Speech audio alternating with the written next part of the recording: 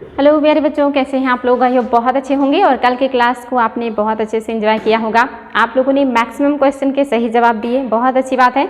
आज भी उसी चैप्टर से रिलेटेड आपके लिए क्वेश्चन है और आज के क्वेश्चन भी काफ़ी महत्वपूर्ण है। आज के क्वेश्चंस को और भी डीपली हमने आपके लिए तैयार किया है, जो कि काफ़ी इंपॉर्टेंट है और एग्जाम में बार बार पूछे भी गए हैं। तो अगर आपने डिटेल क्लास को बहुत अच्छे से पढ़ा है तो ये क्वेश्चन सॉल्व करके आपको बहुत अच्छा लगने वाला है। तो चलिए आज के क्लास की शुरुआत करते हैं और बहुत ही बेहतरीन क्वेश्चन के साथ शुरुआत करेंगे। पहला जो आपका क्वेश्चन है, अर्थव्यवस्था के अंतर्गत किसका अध्ययन किया जाता है? अर्थव्यवस्था और अर्थशास्त्र, हमने इसके बारे में अध्ययन किया है कि अर्थव्यवस्था किसे कहते हैं और अर्थशास्त्र किसे कहते हैं। तो क्वेश्चन है कि अर्थव्यवस्था के बारे में कौन सा कथन आपका सही है, यानी कि आपको यहाँ पे बताना है कि अर्थव्यवस्था के बारे में कौन सा स्टेटमेंट आपका सही है। तो पहला है, दुर्लभ संसाधनों का किस प्रकार उपयोग किया जाए कि उससे व्यष्टि से लेकर समष्टि स्तर पर अधिकाधिक संतुष्टि प्राप्त हो सके। तो यहाँ पे बच्चों आपको बताना है कि यहाँ पे आप देखेंगे अर्थव्यवस्था नहीं, यहाँ पे अर्थशास्त्र होगा। ये चीज़ थोड़ा सा गलत है, अर्थशास्त्र होगा, अर्थशास्त्र। आप जानते हैं अर्थव्यवस्था और अर्थशास्त्र में अंतर होता है और आज उसी को डिफाइन करेंगे। इसके पहले भी डिटेल क्लास में ये सारी चीज़ें हो चुकी हैं, लेकिन फिर भी आपको बताना है कि अर्थशास्त्र के अंतर्गत हम किसका अध्ययन करते हैं, दोनों में क्या अंतर होता है। ये बहुत ही आसान है। पहला स्टेटमेंट है, दुर्लभ संसाधनों का किस प्रकार उपयोग किया जाए कि उससे व्यष्टि से लेकर समष्टि स्तर पर अधिकाधिक संतुष्टि प्राप्त हो सके। दूसरा स्टेटमेंट है जो है, व्यक्ति, समाज और सरकार किस प्रकार अपने सीमित संसाधनों के द्वारा अपनी असीमित आवश्यकताओं की पूर्ति करे, इसका अध्ययन हम अर्थशास्त्र में करते हैं। तो आपको बताना है कि कौन सा स्टेटमेंट सही है अर्थशास्त्र के बारे में। क्या केवल पहला सही है या केवल दूसरा सही है या पहला और दूसरा दोनों सही है या कोई भी सही नहीं है। आपको बताना है बच्चों कौन सा स्टेटमेंट है जो कि करेक्ट है अर्थशास्त्र के बारे में। तो अगर आपने क्लास को अच्छे से देखा है और चीज़ों को समझा है तो आपको पता है कि दोनों स्टेटमेंट बिल्कुल करेक्ट है। अर्थशास्त्र एक विषय है, साइंस है, जिसमें हम जितने भी हमारी इकोनॉमिक गतिविधियां होती हैं, जितनी भी आर्थिक क्रियाकलाप होते हैं, उन सब का अध्ययन किया जाता है। इसमें छोटे से लेकर के बड़े स्तर तक के जितनी भी गतिविधियां आती हैं, चाहे वो एक व्यक्ति जो उत्पादन करता हो या एक उपभोक्ता हो या एक मार्केट हो या टोटल आपका राजकोषीय आय हो या बजट हो या बेरोजगारी हो या जो भी चीज़ें, जितनी भी आर्थिक गतिविधियां आपके देश में एक व्यक्ति से लेकर के राष्ट्रीय स्तर तक की जाती हैं, वो सारी आपके अर्थशास्त्र में आते हैं। और अर्थशास्त्र का मतलब ही है कि जो आपके पास सीमित प्राकृतिक रिसोर्सेज हैं, जिसमें आपकी भूमि है, जिसमें आपके वन है, जिसमें जल है, जो भी चीज़ें हैं उनका आप किस तरह से अपनी असीमित ज़रूरतों को पूरा करने के लिए उपयोग करें कि आप उससे अधिकतम लाभ को सुनिश्चित कर सके, ज़्यादा से ज़्यादा आपको संतुष्टि प्राप्त हो। इसी को हम अर्थशास्त्र में पढ़ते हैं। तो अर्थशास्त्र में आपकी ये दोनों स्टेटमेंट बिल्कुल सही है। आपका अर्थशास्त्र की व्याख्या कर रहे हैं ये, तो ये काफ़ी इंपॉर्टेंट है। दोनों स्टेटमेंट आपके करेक्ट हैं। ऑप्शन नंबर सी आपका सही है।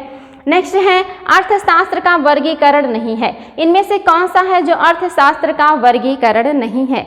क्या व्यष्टि अर्थशास्त्र का वर्गीकरण नहीं है, या समष्टि अर्थशास्त्र का वर्गीकरण नहीं है, या सूक्ष्म अर्थशास्त्र या बृहद अर्थशास्त्र, या इनमें से ऐसा कोई नहीं है कि जो ना हो, यानी कि सभी सही हो जाएंगे। तो आपको बताना है बच्चों कि कौन सा स्टेटमेंट सही है अर्थशास्त्र के बारे में। अर्थशास्त्र के बारे में यहाँ पे आपको पता है कि जो भी स्टेटमेंट दिए गए हैं बिल्कुल करेक्ट है। व्यष्टि को ही हम सूक्ष्म कहते हैं और इंग्लिश में माइक्रो कहते हैं। समष्टि को ही हम बृहद कहते हैं और इंग्लिश में मैक्रो कहते हैं। तो ये आपके वर्गीकरण है अर्थशास्त्र के। अर्थशास्त्र एक बृहद स्तर का सब्जेक्ट है, एक साइंस है, जिसको दो भागों में बांट के पढ़ते हैं, व्यष्टि और समष्टि। व्यष्टि में सिंगल उपभोक्ता, सिंगल उत्पादक और सिंगल बाजार, ये सारी चीज़ें आती हैं, जबकि समष्टि में आपके बृहद स्तर की सारी चीज़ों को समाहित किया जाता है। तो आपको पता चल गया होगा कि यहाँ पे व्यष्टि, समष्टि या सूक्ष्म, बृहद, ये सारे ही अर्थशास्त्र के ही भाग हैं, या कहिए इन्हीं का ये सेकंड नेम है। तो ये आपके सारे ऑप्शन बिल्कुल सही हैं, कोई भी गलत नहीं है, इसलिए ऑप्शन नंबर आपका 5 सही है। नेक्स्ट है अर्थशास्त्र से किसका अध्ययन नहीं करते। अर्थशास्त्र में हम किसका अध्ययन नहीं करते हैं, तो क्या हम उत्पादन का अध्ययन नहीं करते हैं, या हम उपभोक्ता का अध्ययन नहीं करते, या हम बचत का अध्ययन नहीं करते, या विनियोग या मुद्रास्फीति का अध्ययन नहीं करते, या इनमें से ऐसा कोई नहीं है जिसका अध्ययन ना करते हो, यानी कि सभी का अध्ययन करते हैं। तो आपको बताना बच्चों अर्थशास्त्र में हम किसका अध्ययन करते हैं। और अभी हमने इसके बारे में बात भी किया है कि अर्थशास्त्र एक सब्जेक्ट है, बहुत ब्रॉड सब्जेक्ट, जिसमें हम सभी इकोनॉमिक सभी आर्थिक गतिविधियों को पढ़ते हैं, समझते हैं, और ये सूक्ष्म से लेकर के बृहद स्तर तक की बातें इसमें शामिल होती हैं। तो आपको पता है उसमें उत्पादक भी होंगे, उपभोक्ता भी होंगे, बचत भी होगा, विनियोग भी होगा, मुद्रास्फीति भी होगा, ये सारी चीज़ें इसमें शामिल होंगी, यानी कि इनमें से ऐसा कोई नहीं है जो ना हो। ऑप्शन नंबर आपका 6 बिल्कुल सही है, सारी चीज़ें आपके अर्थशास्त्र में शामिल किए जाते हैं। नेक्स्ट है अर्थशास्त्र का विषय है। आपको बताना है कि अर्थशास्त्र का विषय क्या है। क्या राष्ट्रीय आय अर्थशास्त्र का विषय है, क्या प्रति व्यक्ति आय राष्ट्रीय आपका अर्थशास्त्र का विषय है, क्या मौद्रिक नीति, राजकोषीय नीति, रोजगार के अवसर, और क्या ये सभी जो है आपके अर्थशास्त्र के विषय है।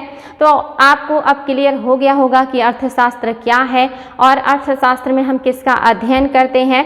ये चीज़ें आपको क्लियर हो जानी चाहिए कि यहाँ पे राष्ट्रीय इनकम, प्रति व्यक्ति आय, मौद्रिक नीति, राजकोषीय नीति, रोजगार के अवसर, ये सारी चीज़ें आपके अर्थशास्त्र में आते हैं। इन सब का अध्ययन हम अर्थशास्त्र के अंतर्गत करते हैं। वेरी वेरी इंपॉर्टेंट क्वेश्चन है। तो आपका उपरोक्त सभी सही हो जाएंगे, सभी आपके अर्थशास्त्र के घटक हैं, विषय वस्तु हैं। नेक्स्ट है द वेल्थ ऑफ नेशन किसकी रचना है। बहुत इंपॉर्टेंट है, एग्जाम में कई बार पूछी गई है क्वेश्चन कि वेल्थ ऑफ नेशन किसने लिखा है, कौन से वो इकोनॉमिक्स या कहिए कि आपके अर्थशास्त्री हैं जिन्होंने पुस्तक लिखी है। वेरी वेरी इंपॉर्टेंट है। क्या ये जॉन एडम है, या ये एडम स्मिथ है, या ये जॉन सरमन है, या ये जो व्यक्ति हैं ये डिग्बी हैं जिन्होंने लिखा है the wealth of Nations. Very very important है बच्चों, कई बार एग्जाम में आए हैं क्वेश्चन, तो आप इसको बहुत आसानी से बता सकते हैं। आई होप आपने इसको पहले भी फेस किया होगा, क्योंकि बहुत बार एग्जाम में पूछा गया है।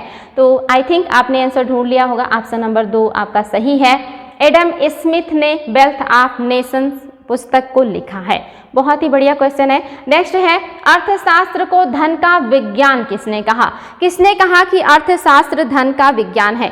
आपको पता है विज्ञान का मतलब क्या होता है, जिसमें नियम होते हैं, कानून होते हैं, सिद्धांत होते हैं। हमारा अर्थशास्त्र भी नियम, कानून, सिद्धांतों पे वर्क करता है, क्योंकि हम जानते हैं कि जो भी चीज़ें हमारे यहाँ वर्क करती हैं, आर्थिक गतिविधियाँ जो भी क्षेत्र में हमारे काम किए जाते हैं, वो सब एक सिद्धांत पे वर्क करते हैं। जैसे अगर आरबीआई जो भी मौद्रिक नीतियाँ बनाती है उसमें रेपो रेट या रिवर्स रेपो रेट की दर बढ़ा दे, तो इसका असर पूरी की पूरी अर्थव्यवस्था या पूरी मुद्रा प्रवाह पे आ जाता है। इसका मतलब एक सिद्धांत पे हमारा जो अर्थशास्त्र है वो वर्क करता है। तो अर्थशास्त्र एक साइंस है, या कहिए कि सिद्धांत और नियमों पे वर्क करता है। ये बात किसने कहा कि ये धन का विज्ञान है? क्या ये विलियम जोन्स ने कहा है, या एडम स्मिथ का स्टेटमेंट है ये, या डिग्बी ने ये बात कही है, या इनमें से ऐसा कोई व्यक्ति नहीं है जिसने कहा हो कि अर्थशास्त्र धन का विज्ञान है। तो आई होप आपको आंसर मिल गया होगा। ये आंसर नंबर बी ही सही है। एडम स्मिथ ने ही द वेल्थ ऑफ नेशंस पुस्तक में इस बात का वर्णन किया है कि अर्थशास्त्र धन का विज्ञान है। वेरी वेरी इंपॉर्टेंट है बच्चों, ऑप्शन नंबर बी या सेकेंड बिल्कुल सही है। नेक्स्ट है समष्टि अर्थशास्त्र का घटक है। इनमें से कौन से घटक हैं जो समष्टि अर्थशास्त्र के हैं? और समष्टि का मतलब मैंने आपको बता ही दिया है कि ये क्या होंगे, बृहद स्तर का होगा। बृहद अर्थशास्त्र कहिए, समष्टि अर्थशास्त्र कहिए, या मैक्रो अर्थशास्त्र कहिए, इसमें कौन से विषय वस्तु शामिल होते हैं आपको ये बताना है। तो बताएंगे बच्चों, क्या राजकोषीय नीति समष्टि अर्थशास्त्र का घटक है? क्या मौद्रिक नीति समष्टि अर्थशास्त्र का घटक है? क्या सरकारी बजटें समष्टि अर्थशास्त्र के घटक हैं? क्या विनिमय जो है इसका घटक है, या भुगतान संतुलन, या मुद्रास्फीति, या लास्ट ऑप्शन है कि ये सभी अर्थशास्त्र के घटक हैं, या व्यष्टि अर्थशास्त्र के घटक हैं? क्योंकि व्यष्टि और समष्टि 2 भागों में हमने बांटा है अर्थशास्त्र को, तो आप इसको भी बहुत आसानी से बता सकते हैं कि आपका सभी आंसर बिल्कुल सही है, क्योंकि हम व्यष्टि यानी कि सूक्ष्म में एक उत्पादक, एक उपभोक्ता और एक फर्म या बाजार को पढ़ते हैं। यहाँ पे जो आपका समष्टि है, जो बृहद है, इसमें जितने भी नेशनल लेवल के वर्क होते हैं, जो बृहद स्तर पे होते हैं, उनको पढ़ते हैं। तो आपको पता है राजकोषीय नीति पूरे देश के लिए बनता है, मौद्रिक नीति भी पूरे देश के लिए बनता है, सरकारी बजट भी सभी के लिए आते हैं और विनिमय के जो भी नियम कानून बनाए जाते हैं वो सभी के लिए होता है। साथ ही भुगतान संतुलन भी नेशनल लेवल की बातें हैं और मुद्रास्फीति से भी पूरा देश प्रभावित होता है। तो आपको पता है ये सारे बृहद स्तर की बातें की जा रही हैं, यानी कि ये सब समष्टि अर्थशास्त्र के अंतर्गत शामिल होंगे। ऑप्शन नंबर 7 यानी कि सभी बिल्कुल करेक्ट है। नेक्स्ट है बच्चों, अर्थव्यवस्था किसे कहते हैं? अभी आपने पढ़ा अर्थशास्त्र किसे कहते हैं, जिसमें आपने पढ़ा कि जो भी सीमित संसाधन है उनका उपयोग जब हम अपने असीमित जरूरतों को पूरा करने के लिए करते हैं तो इसे अर्थशास्त्र कहते हैं। एक साइंस है ये, इसमें नियम और सिद्धांत होते हैं, विज्ञान है ये। तो अब आपको बताना कि अर्थव्यवस्था किसे कहते हैं, कौन सी बातें अर्थव्यवस्था के बारे में सही है। पहला है, अर्थशास्त्र में आर्थिक गतिविधियों से संबंधित सिद्धांतों, नियमों इत्यादि का वर्णन होता है, जबकि अर्थव्यवस्था में इन्हीं सिद्धांतों का व्यवहारिक प्रयोग किया जाता है। क्या ये स्टेटमेंट करेक्ट है? सेकंड, आर्थिक सिद्धांतों एवं नियमों की वास्तविक परख अर्थव्यवस्था में ही होता है। क्या ये स्टेटमेंट सही है? आपको बताना है बच्चों, क्या पहला स्टेटमेंट, पहला और दूसरा दोनों सही है, या केवल दूसरा सही है, या केवल पहला सही है, या इनमें से कोई भी अर्थव्यवस्था की व्याख्या नहीं कर रहा है। याद रखेंगे, यहाँ पे आपको अर्थव्यवस्था बतानी है। अर्थशास्त्र हमने पहले ही बहुत अच्छे से पढ़ लिया कि अर्थशास्त्र किसे कहते हैं और कौन कौन से उसके घटक हैं, कितने प्रकार हैं, कौन सा सूक्ष्म में है, कौन सा बृहद में है। अब हम बात करें अर्थव्यवस्था की। अर्थव्यवस्था हर देश की होती है, अमेरिका की अर्थव्यवस्था, रूस की अर्थव्यवस्था, भारत की अर्थव्यवस्था, लेकिन अर्थशास्त्र एक विषय है, एक सब्जेक्ट है। ये हर देश का अलग अलग नहीं होता है, लेकिन अर्थव्यवस्था हर देश की अलग अलग होती है। जिस तरह के संसाधनों का उपयोग करके वो लोग अपने यहाँ गतिविधियाँ करते हैं, अगर बेहतर तरीके से इन सारे नियम सिद्धांतों का पालन करते हुए उन सीमित संसाधनों का बेहतर उपयोग किया जाता है तो वो देश विकसित हो सकते हैं। बेहतर उपयोग नहीं होगा तो विकासशील होंगे, और अगर उनका बिल्कुल भी उपयोग नहीं हो रहा है तो अल्पविकसित हो जाएंगे। इस तरह से हर देश की अलग अलग अर्थव्यवस्था हो जाती है उन्हीं सिद्धांतों पर वर्क करके। तो आपको बताना है बच्चों, ये दोनों स्टेटमेंट बिल्कुल सही है आपके अर्थव्यवस्था के बारे में। पहला भी सही है, ये नियम सिद्धांत जो बनाए गए हैं अर्थशास्त्र में उन्हीं का हम व्यवहारिक अध्ययन करते हैं अर्थव्यवस्था में, और अर्थव्यवस्था में इन्हीं सारे जो सिद्धांत है इनका वास्तविक परख भी किया जाता है। ये दोनों स्टेटमेंट बिल्कुल करेक्ट है। आपका ऑप्शन नंबर ए सही है। ए और फर्स्ट एंड सेकेंड दोनों स्टेटमेंट अर्थव्यवस्था के बारे में सही है। तो अब आपको पता चल गया होगा कि अर्थशास्त्र अलग चीज़ है और अर्थव्यवस्था में हम उन्हीं सिद्धांतों, नियमों का व्यवहारिक अध्ययन करके अपने जीवन में लागू करते हैं और अधिकतम लाभ प्राप्त करने की कोशिश करते हैं। आगे है बच्चों, अर्थव्यवस्था का क्षेत्र कौन सा नहीं है? इनमें से कौन सा क्षेत्र है जो अर्थव्यवस्था का नहीं है? क्या प्राथमिक क्षेत्र अर्थव्यवस्था का क्षेत्र नहीं है? क्या द्वितीयक क्षेत्र अर्थव्यवस्था का क्षेत्र नहीं है? क्या तृतीयक क्षेत्र अर्थव्यवस्था का क्षेत्र नहीं है? या चतुर्थक क्षेत्र और पंचक क्षेत्र, इनमें से क्या कोई ऐसा है जो अर्थव्यवस्था का क्षेत्र ना हो? और लास्ट में है कि ऐसा कोई नहीं है जो अर्थव्यवस्था का क्षेत्र ना हो। तो आपको बताना बच्चों कि आपका इनमें से कौन सा स्टेटमेंट है जो कि सही है अर्थव्यवस्था के बारे में। तो आपको पता है प्राथमिक भी है, द्वितीयक भी है, तृतीयक भी है, और इसी तृतीयक का और भी ज़्यादा अब आगे विभाजन कर दिया गया है चतुर्थक और पंचक पे। मेनली प्राथमिक, द्वितीयक, तृतीयक ही होते हैं। तृतीयक का ही विभाजन चतुर्थक और पंचक में भी कर दिया गया है। तो ये सारे अर्थव्यवस्था के क्षेत्र हैं जिनको डिवाइड किया गया है उनकी क्वालिटी, उनकी योग्यता के अकॉर्डिंग, यानी कि इनमें से ऐसा कोई नहीं है जो कि ना हो, यानी कि सभी हैं। ऑप्शन नंबर 6 कोई नहीं आपका सही हो जाएगा। नेक्स्ट है तृतीयक क्षेत्र में क्या शामिल जो है आपको बताना है बच्चों, इनमें से कौन सा है जो आपके तृतीयक क्षेत्र में शामिल है। पहला है व्यापार, दूसरा है परिवहन, तीसरा है बैंकिंग, और चौथा है कर प्रबंधन, और पांचवा है सांख्यिकी विद, आपको बताना है बच्चों इनमें से कौन कौन से हैं जो तृतीयक क्षेत्र में शामिल हैं।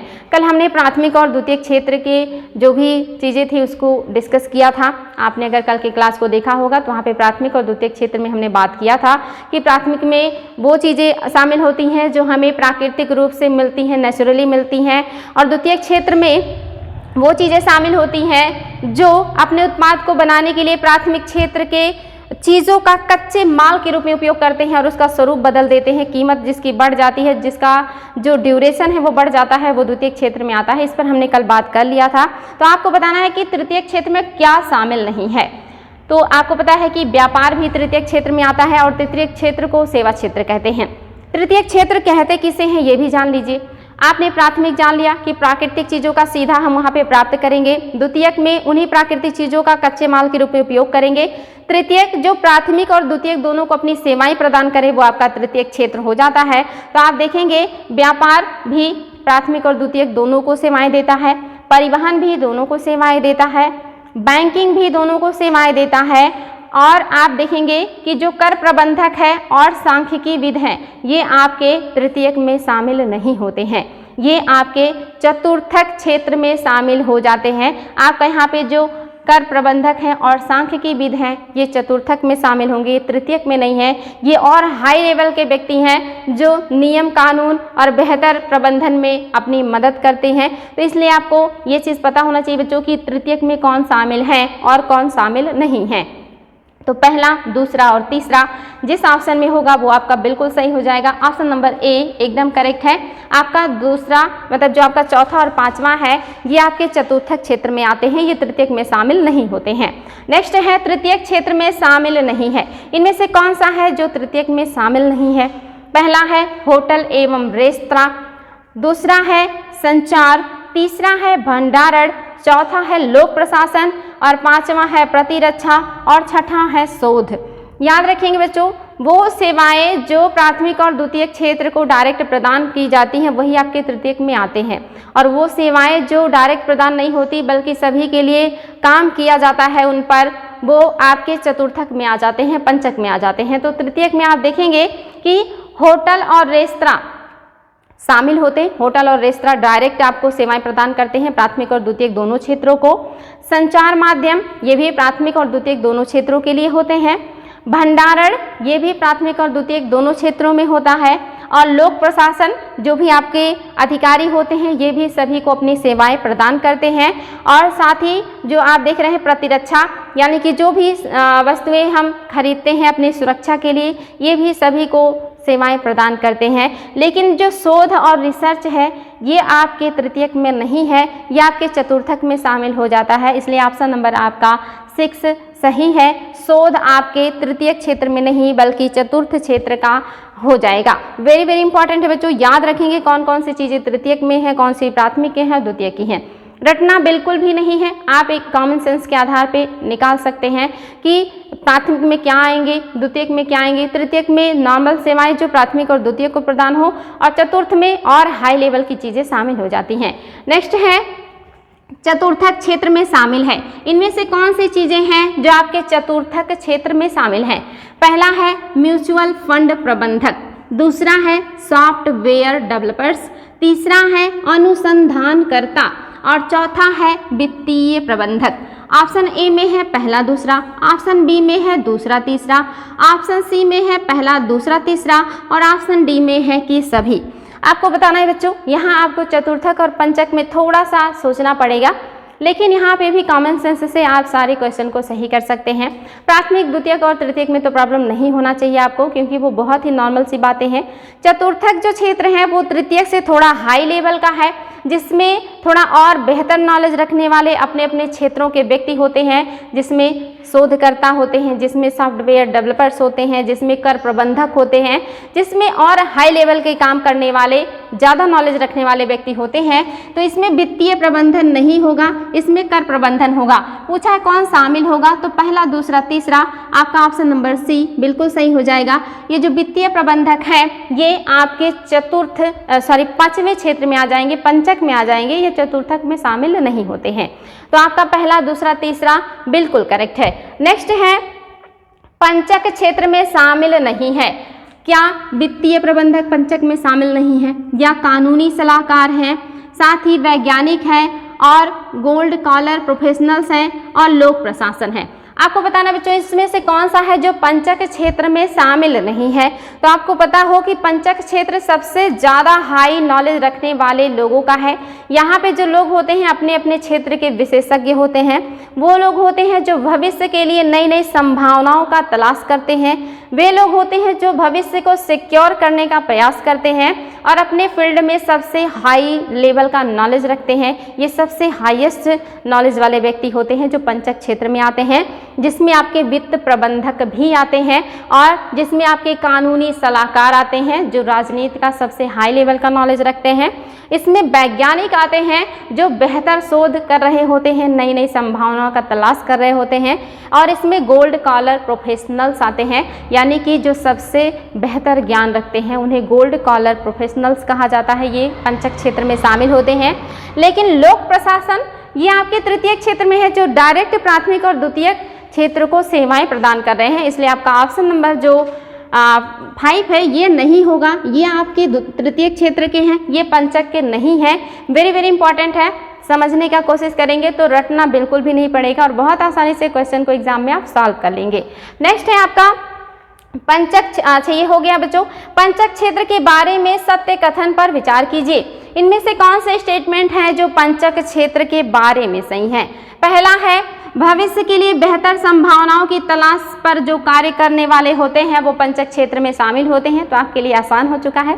दूसरा, अर्थव्यवस्था में इन व्यक्तियों की भागीदारी इनकी संख्या की अपेक्षा कहीं अधिक होती है। इस स्टेटमेंट का मतलब समझिएगा, कह रहा है अर्थव्यवस्था में इन व्यक्तियों की भागीदारी इनकी संख्या की अपेक्षा कहीं अधिक होता है, यानी कि इनकी संख्या तो कम होती है लेकिन भागीदारी, यहाँ पे कह रहा है कि इनकी संख्या जो है ये कम होती है लेकिन इनकी भागीदारी बहुत महत्वपूर्ण होती है, इनकी भागीदारी बड़े स्तर की होती है। स्टेटमेंट पे यही बात कर रहा है कि अर्थव्यवस्था में इन व्यक्तियों की भागीदारी इनकी संख्या की अपेक्षा कहीं अधिक होती है, यानी कि संख्या कम और भागीदारी अधिक होती है। ये बड़े बड़े स्तर का वर्क करते हैं। और तीसरा है पंचक क्षेत्र में गोल्ड कॉलर प्रोफेशनल्स को शामिल किया जाता है। तो ये क्वेश्चन तो आपके लिए बहुत आसान हो गया है, जो कि हमने इसके बारे में आपको व्याख्या कर दिया है, तो इसको आप आसानी से सॉल्व कर सकते हैं कि यहाँ पे सारे स्टेटमेंट बिल्कुल सही हैं, उपर्युक्त सभी कथन पंचक क्षेत्र के बारे में सही हैं। नेक्स्ट है राज्य सरकार की भूमिका के आधार पर अर्थव्यवस्था का वर्गीकरण कौन सा नहीं है? इनमें से कौन सा सरकार, राज्य कहिए या सरकार कहिए, राज्य के आधार पर या सरकार की भूमिका के आधार पर अर्थव्यवस्था कितने प्रकार का होता है? क्या पूंजीवादी अर्थव्यवस्था इसमें शामिल है? क्या समाजवादी अर्थव्यवस्था इसमें शामिल है? क्या मिश्रित इसमें शामिल है? या इनमें से ऐसा कोई नहीं है कि जो राज्य और सरकार की भूमिका के आधार पर बनाई गई अर्थव्यवस्था ना हो, यानी कि सभी सही है। तो ये भी बहुत आसान है आपके लिए। आपको पता है विश्व स्तर पे 3 तरह की ही अर्थव्यवस्थाएं वर्क करती हैं, एक तो पूंजीवादी है, दूसरा समाजवादी है और तीसरा जो इन दोनों को मिला ले वो आपका मिश्रित है, जो हमारे अर्थव्यवस्था एक उदाहरण है इसका। तो आपको पता है ये तीनों शामिल है, इनमें से ऐसा कोई नहीं है जो इसका वर्गीकरण ना हो। तो आपका ऑप्शन नंबर 4 बिल्कुल करेक्ट है। नेक्स्ट है बच्चों, किस अर्थव्यवस्था में उत्पादन उपभोक्ता के पसंद के अनुसार किया जाता है? क्या समाजवादी अर्थव्यवस्था में उत्पादन उपभोक्ताओं के पसंद के अकॉर्डिंग होता है, या पूंजीवादी अर्थव्यवस्था में उत्पादन उपभोक्ताओं के पसंद के अकॉर्डिंग होता है, या मिश्रित अर्थव्यवस्था में उत्पादन उपभोक्ताओं के पसंद से होता है, या सभी में जो उत्पादन होता है वो उपभोक्ताओं के पसंद से होता है? तो ये भी बहुत आसान है और बहुत ही इंपॉर्टेंट है, एग्जाम में आ चुका है क्वेश्चन कि कौन से अर्थव्यवस्था में जो उत्पादन होता है वो उपभोक्ताओं के पसंद के अकॉर्डिंग होता है। आपको पता है उपभोक्ताओं के पसंद का ध्यान कौन रखेगा? जिसे ज़्यादा से ज़्यादा लाभ कमाना होगा, क्योंकि जब उपभोक्ता के पसंद की चीज़ें बनेंगी तो डिमांड बढ़ेगा और डिमांड बढ़ेगा तो कीमतें बढ़ेंगी और कीमतें बढ़ेंगी तो मुनाफा होगा। तो आपको पता है मुनाफे की तरफ ज़्यादा कौन भागते हैं? पूंजीवादी। तो आपके लिए ये काफ़ी आसान हो सकता था क्वेश्चन। पूंजीवादी अर्थव्यवस्था में उपभोक्ताओं के पसंद नापसंद को ध्यान में रखकर उत्पादन किया जाता है। नेक्स्ट है, किस अर्थव्यवस्था में उत्पादन उपभोक्ता के पसंद के अनुसार, सॉरी बच्चों इसका आंसर यहाँ पे है पूंजीवादी, ऑप्शन नंबर 2। नेक्स्ट है, केंद्रीय नियोजित अर्थव्यवस्था किसे कहते हैं? क्या समाजवादी अर्थव्यवस्था को केंद्रीय नियोजित अर्थव्यवस्था कहते हैं, या पूंजीवादी अर्थव्यवस्था को केंद्रीय नियोजित अर्थव्यवस्था कहते हैं, या मिश्रित अर्थव्यवस्था को केंद्रीय नियोजित अर्थव्यवस्था कहते हैं, या इनमें से ऐसा कोई नहीं है जिसे केंद्रीय नियोजित अर्थव्यवस्था कहते हो। तो केंद्रीय नियोजित अर्थव्यवस्था का क्या तात्पर्य है? इसका मतलब होता है कि जहाँ पे पावर जो है वो केंद्र के पास हो, और केंद्र में कौन होता है? गवर्नमेंट होती है, सरकार होता है या राज्य होता है। और जिस अर्थव्यवस्था में सरकार का हस्तक्षेप हो या सरकार के पास पावर हो, वो अर्थव्यवस्था आपको पता है कि कौन सा है। तो आपको पता चल चुका होगा कि ये अर्थव्यवस्था आपका समाजवादी होता है। पूंजीवादी में इस तरह की बातें नहीं देखने को मिलती हैं, और मिश्रित में मिला जुला स्वरूप होता है। ये सारी चीज़ें आपको क्लियर हैं, तो ऑप्शन नंबर ए आपका बिल्कुल सही है। नेक्स्ट है, किस अर्थव्यवस्था में आर्थिक निर्णय सामाजिक कल्याण तथा अधिकतम लाभ दोनों उद्देश्यों को ध्यान में रख के किया जाता है? ऐसा कौन सा अर्थव्यवस्था है जिसमें आर्थिक निर्णय सामाजिक कल्याण को भी ध्यान में रख के लिया जाता है, साथ ही अधिकतम लाभ भी मिले इसको भी ध्यान में रखा जाता है, यानी कि दोनों चीज़ों को ध्यान में रखा जाता है। तो दोनों चीज़ें कहाँ ध्यान में रखी जाएंगी? बहुत आसान है। क्या ये पूंजीवादी में ऐसा होता है, या समाजवादी, या मतलब या मिश्रित में ऐसी चीज़ें पाई जाती हैं, या समाजवादी की विशेषता ये व्याख्या कर रहा है, या इनमें से ऐसा कोई नहीं है जो कि इस स्टेटमेंट के बारे में सही कथन बता रहा हो? तो बहुत सारे क्वेश्चन को बच्चों आप आसानी से सॉल्व कर सकते हैं अगर आप क्वेश्चन का जो अर्थ है वो समझ जाएं कि क्वेश्चन पूछ क्या रहा है, हमें आंसर क्या देना है। मोस्टली आप देखेंगे जो आईएएस के एग्जाम्स होते हैं इसमें क्वेश्चन समझ में नहीं आता बच्चों को कि पूछ क्या रहा है और आंसर क्या देना है। तो कभी कभी क्वेश्चन को अगर सही तरीके से पढ़ लिया जाए और समझ लिया जाए तो आंसर अपने आप मिल जाता है। तो आपको पता है कि जहाँ पे सरकार सामाजिक कल्याण भी सोचे और फायदा भी सोचे वो मिश्रित हो सकता है, क्योंकि जो फायदा सोचे वो पूंजीवादी है और जो कल्याण सोचे वो समाजवादी है और जो दोनों सोचे वो मिश्रितवादी है, यानी कि आपका ऑप्शन नंबर 2 बिल्कुल सही है। नेक्स्ट है, अर्थव्यवस्था का वर्गीकरण प्रति व्यक्ति सकल राष्ट्रीय आय के आधार पर किया गया था, निम्न में से कौन सा कथन सही नहीं है? आपको बताना है कि अर्थव्यवस्था का वर्गीकरण प्रति व्यक्ति सकल राष्ट्रीय आय के आधार पर किया गया है। पहले जो है विकसित अर्थव्यवस्था, विकासशील अर्थव्यवस्था और अल्पविकसित अर्थव्यवस्था की बात की जाती थी, लेकिन अभी प्रति व्यक्ति राष्ट्रीय जो आय है डॉलर में, इस आधार पर अर्थव्यवस्थाओं का वर्गीकरण किया गया है। तो आपको बताना है इनमें से वो कौन सा है जो इस आधार पर वर्गीकरण में शामिल नहीं है। तो पहला है निम्न आय वर्ग वाली अर्थव्यवस्था, दूसरा है निम्न मध्यम आय वर्ग वाली अर्थव्यवस्था, तीसरा है उच्च मध्यम आय वर्ग वाली अर्थव्यवस्था और चौथा है उच्च आय वर्ग वाली अर्थव्यवस्था और पांचवा है इनमें से ऐसा कोई नहीं है जो इसमें शामिल ना हो, यानी कि ये चारों स्टेटमेंट सही हैं। तो आपको बताना है बच्चों कि प्रति व्यक्ति सकल राष्ट्रीय आय के अकॉर्डिंग डॉलर में जो अर्थव्यवस्थाओं का वर्गीकरण किया गया है उसमें कौन कौन शामिल है। तो अब आपकी जो विकसित, विकासशील और अल्पविकसित की बातें की जा रही थी उसकी जगह पे अब 4 लेयर या 4 स्तर आ गया है। निम्न आय वर्ग यानी कि अल्प विकसित, निम्न मध्यम आय वर्ग यानी कि विकासशील में वो जो भी पीछे हैं, और उच्च मध्यम आय वर्ग अर्थव्यवस्था यानी कि विकासशील में वो जो थोड़ा आगे हैं यानी कि विकसित की तरफ बढ़ रहे हैं, और चौथा उच्च आय वर्ग वाली अर्थव्यवस्था यानी कि विकसित कंट्रीज। तो अब विकसित और अल्पविकसित को एक ही भाग में रखा गया है, लेकिन विकासशील को 2 भागों में बांट दिया गया है। एक वो जो निम्न मध्यम आय वाले हैं और एक वो जो उच्च मध्यम आय वाले हैं। निम्न मध्यम आय वालों में जैसे कि भारत और उच्च मध्यम आय वालों में जैसे कि चाइना। इस तरह से विकासशील को अब 2 भागों में बांट दिया गया है, प्रति व्यक्ति सकल जो उनका उत्पाद है डॉलर में। तो इस तरह से ये चारों आपके शामिल हैं। बिल्कुल आपका पहला जो है ये अल्पविकसित देश की बात कर रहा है और ये आपका विकसित देश की बात कर रहा है, और ये दोनों विकासशील की व्याख्या कर रहे हैं। भारत इसमें शामिल है और चाइना इसमें शामिल है। तो आपका सभी सही हैं। ऑप्शन नंबर जो आपका 5 है इनमें से ऐसा कोई नहीं है जो कि शामिल ना हो, यानी कि सभी शामिल हैं। नेक्स्ट है बच्चों, भारत में मिश्रित अर्थव्यवस्था को अपनाने के पीछे कारण क्या था? क्या रीज़न था कि जब भारत आज़ाद हुआ तो उसने पूंजीवादी या समाजवादी अर्थव्यवस्था को नहीं अपनाया बल्कि हमने मिश्रित अर्थव्यवस्था को अपनाया? तो वो कौन सा रीज़न था जो ऐसा हमारे सरकार के द्वारा या उस समय के नेताओं के द्वारा किया गया था?